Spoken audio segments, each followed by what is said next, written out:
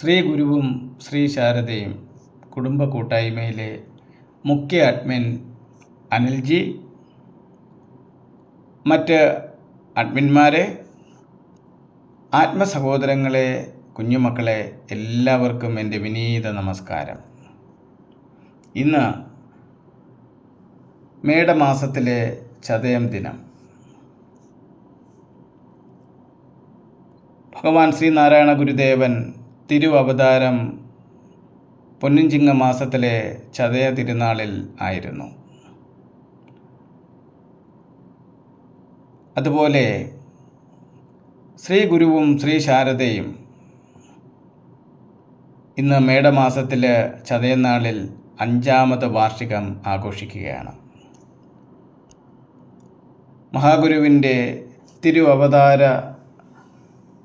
പിറന്നാൾ ദിനത്തിൽ, ആ തിരുനാളിൽ വാർഷികം കൊണ്ടാടുക എന്നത് തന്നെ ഈ കൂട്ടായ്മയിലെ ഓരോരുത്തർക്കും അത് വലിയൊരു അനുഗ്രഹമായിട്ടാണ് കരുതേണ്ടതെന്ന് ഞാൻ വിശ്വസിക്കുന്നു.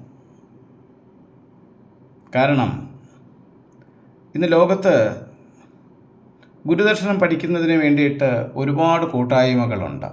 വാട്സപ്പ് കൂട്ടായ്മകൾ, അതുപോലെ സോഷ്യൽ മീഡിയയിലെ തന്നെ മറ്റ് പല വിധത്തിലുള്ള കൂട്ടായ്മകൾ.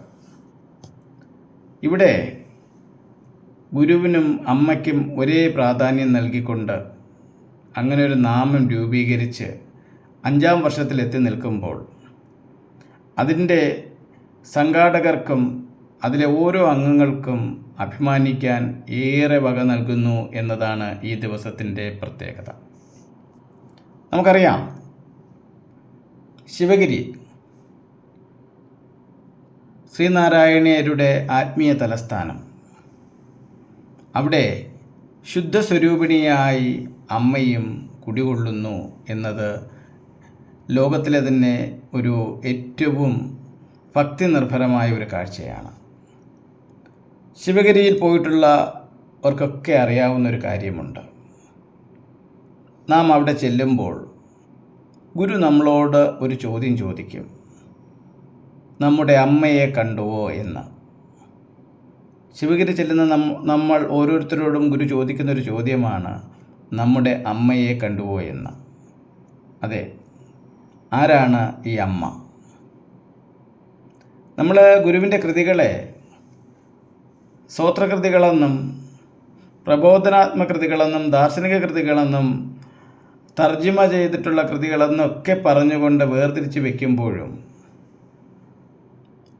ഗുരുവിൻ്റെ ദർശനം ഏകമാണെന്നും അത് അദ്വൈതമാണെന്നും നാം തിരിച്ചറിയേണ്ടിയിരിക്കുന്നു. ആരുടെയോ ബുദ്ധിയിൽ ഉദിച്ച ഒരാശയമായിരുന്നു ഗുരുവിൻ്റെ കൃതികളെ സ്തോത്രമെന്നും ദാർശനികമെന്നൊക്കെ പേരിട്ട് വിഭജിച്ചപ്പോൾ അവിടെ നമ്മുടെ ശാരദയും ഒരു സാങ്കല്പിക ദേവി സങ്കല്പമായി നമുക്ക് ഒരു ദേവതാ സങ്കല്പത്തിൽ പൂജ നടത്തി അവിടെ നിന്ന് ആഗ്രഹ സാഫല്യം നേടാനായിട്ടുള്ള ഒരു ദേവതയായിട്ട് ആണ് മിക്ക ആളുകളും കരുതി പോരുന്നത്.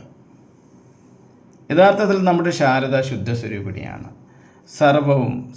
സർവ്വതിൻ്റെയും അധിപതയാണ്. അത് ശുദ്ധിയുടെ പ്രതീകമാണ്.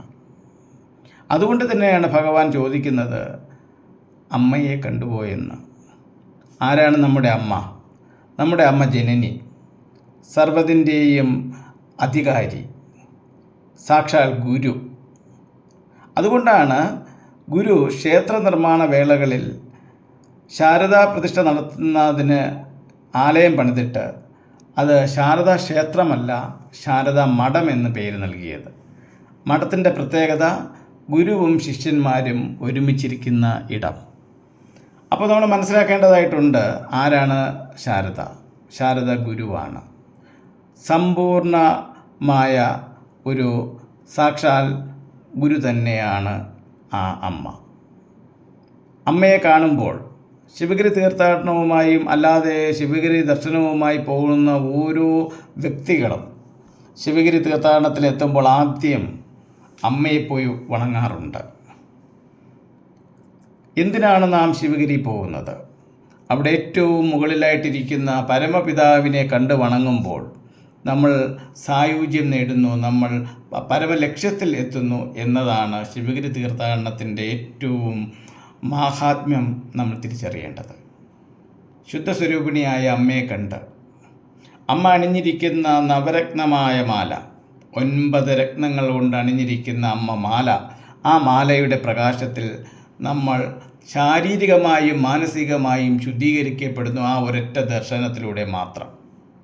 ഒരു പ്രാർത്ഥന പോലും ചൊല്ലാതെ, ഒരു നേർച്ചകളോ വഴിപാടുകളോ ആചാരങ്ങളോ അനുഷ്ഠാനങ്ങളോ കൂടാതെ ശിവഗിരിയിലെത്തി ആദ്യത്തെ ഒരു ദർശനത്തിലൂടെ മാത്രം എല്ലാ അന്ധകാരങ്ങളിൽ നിന്നും മോചിതനായി ആ പരമമായ പ്രകാശം, ആ നവരത്നങ്ങളുടെ പ്രകാശത്തിൽ നാം പൂർണ്ണമായി ശുദ്ധീകരിക്കപ്പെടുന്നു എന്നതാണ് ശാരദാ ദർശനത്തിലൂടെ നാം നേടിയെടുക്കുന്നത്. അവിടുന്ന് നമ്മൾ മുകളിലേക്ക് കയറി, പടവുകൾ കയറി, അവിടെ പർണശാലയിൽ ചെന്ന് നാം നമ്മെ തന്നെ സമർപ്പിച്ചുകൊണ്ട്, പൂർണ്ണ സമർപ്പണം നടത്തിക്കൊണ്ട് വീണ്ടും നമ്മൾ അടുത്ത മല കയറി വൈദിക മഠത്തിൽ ചെന്ന് ഇന്നും അവിടെ ഭഗവാന്റെ തിരുശരീരം അവിടെ വെച്ചിട്ട് വിട്ടുമാറി ആ ബ്രഹ്മത്തിൽ ലയിച്ച് എങ്കിൽ പോലും ഇന്നും ഭഗവാന്റെ നിത്യസാന്നിധ്യം അരുളുന്ന ഒരു കെടാവിളക്കായി അത് ആ വൈദിക മഠം നിലകൊള്ളുന്നു എന്നതാണ് മറ്റൊരു സവിശേഷത. അവിടെ പ്രദക്ഷിണം ചെയ്ത് ദൈവദശകം ചൊല്ലി നമ്മൾ മുകളിലേക്ക് കയറുമ്പോൾ അവിടെ നമ്മുടെ ഗണപതി, ഭഗവാന്റെ ഗണപതി വിഘ്നേശ്വരൻ അവിടെ ഇരിപ്പുണ്ട്. സാക്ഷാൽ ബോധാനന്ദ സ്വാമി. ബോധാനന്ദ സ്വാമിയെ വണങ്ങി വിനായകാഷ്ടകവും ചൊല്ലി വീണ്ടും ഓരോ പടവുകൾ കയറി മുത്തശ്ശിപ്ലാവിൻ്റെ അടുത്തെത്തി ഗുരുഷട്കവും ഗുരുസ്തവവും ചൊല്ലി ആ പടവുകളിൽ നമ്മുടെ ശിരസ് നമിക്കുമ്പോഴാണ് നമ്മളൊരു സമ്പൂർണ്ണ ദർശനം നമ്മൾ സ്വായത്തമാക്കി എന്ന് നമുക്ക് അവകാശപ്പെടാൻ കഴിയുന്നത്. അങ്ങനെയുള്ള ശിവഗിരി ദർശനത്തെ നമുക്ക് പ്രാവർത്തികമാക്കി തരുവാനും ഗുരുവിൻ്റെ ക്ഷേത്രങ്ങളിലൂടെ സഞ്ചരിക്കുമ്പോൾ അത് ഒരു സങ്കല്പ ദേവതകൾക്കും അപ്പുറം സാക്ഷാൽ ബ്രഹ്മസ്വരൂപം തന്നെയാണെന്ന് നമുക്ക് മനസ്സിലാക്കി തരുന്ന രീതിയിൽ ഗുരുകൃതികളുടെ പഠനമൊക്കെ നമുക്ക് ലഭിക്കുന്ന ഈ കൂട്ടായ്മ ഇന്ന് ഈ 5ാം വർഷത്തിൽ വളരെയധികം സന്തോഷത്തോടുകൂടി എല്ലാവരും ആഘോഷിക്കുമ്പോൾ നാം തുടങ്ങിയെടുത്ത് നിന്ന് ഇവിടെ എത്തി നിൽക്കുമ്പോഴുണ്ടാകുന്ന നമ്മുടെ ചാരിതാർത്ഥ്യം ഓർത്തെടുക്കേണ്ട ഒരു ദിവസവും കൂടിയാണ് ഇതെന്ന് നാം മനസ്സിലാക്കേണ്ടിയിരിക്കുന്നു.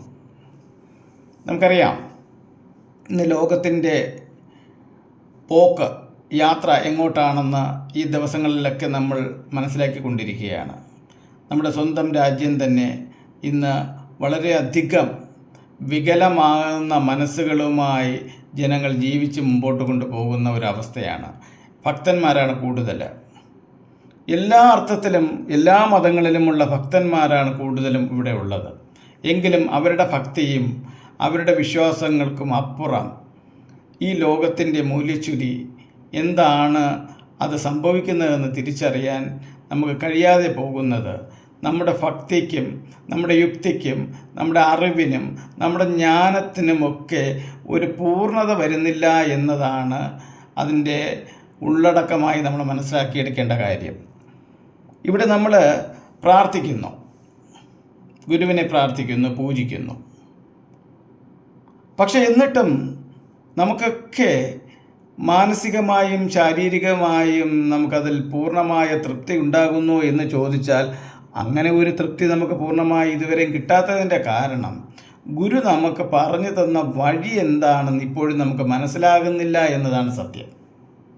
ഗുരുവിൻ്റെ കൃതികൾ പഠിക്കുന്നു, ഗുരുവിൻ്റെ ധർമ്മം പഠിക്കുന്നു, ഗുരുവിൻ്റെ ദർശനത്തെ പഠിക്കുന്നു.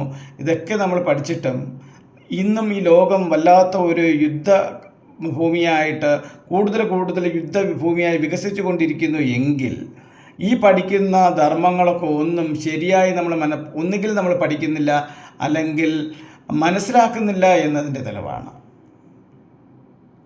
അവനിവനെന്നറിയുന്നതൊക്കെ ഓർത്താൽ അവനിൽ ആദിമമായ ഒരു ആത്മസ്വരൂപം, അങ്ങനെ ഒരു ആത്മസ്വരൂപം മാത്രമേ ഇവിടെ ഉള്ളൂ എന്നും ബാക്കിയുള്ളതെല്ലാം ആത്മസ്വരൂപത്തിൽ തന്നെ ഉള്ളതാണെന്നും അതിൽ തന്നെ ഉണ്ടായി അതിൽ തന്നെ നിലനിന്ന് അതിൽ തന്നെ ലയിക്കുന്നതുമാകുന്നു എന്ന് ഗുരു പറഞ്ഞു തന്നിട്ടും അത് പഠിച്ചിട്ടും നമുക്കത് ബോധ്യപ്പെടാത്തത് കൊണ്ടാണ് ഇന്ന് ലോകം മൊത്തവും പിഞ്ചു കുഞ്ഞുങ്ങളടക്കം, നിരപരാധിയായ കുട്ടികളടക്കം, അമ്മമാരടക്കം ഈ ലോകത്ത് യുദ്ധക്കെടുതികളിൽ ഇരയാകുന്നു എന്ന് നാം കാണുന്നത്.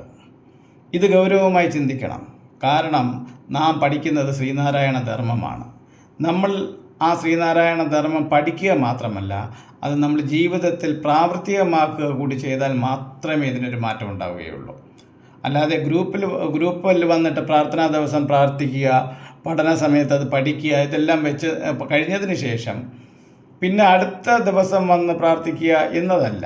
നമ്മുടെ ജീവിതത്തിലെ പ്രാർത്ഥന എന്തെന്ന് ചോദിച്ചു കഴിഞ്ഞാൽ, അത് ഗുരുവിനോടുള്ള പ്രാർത്ഥന എന്താണെന്ന് ചോദിച്ചു കഴിഞ്ഞാൽ ഗുരുവിനോടുള്ള സമർപ്പണമാണ് നമ്മുടെ പ്രാർത്ഥന.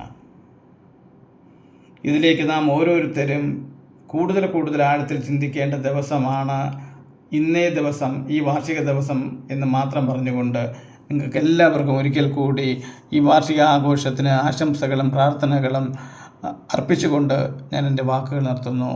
ഗുരുധർമ്മം വിജയിക്കട്ടെ.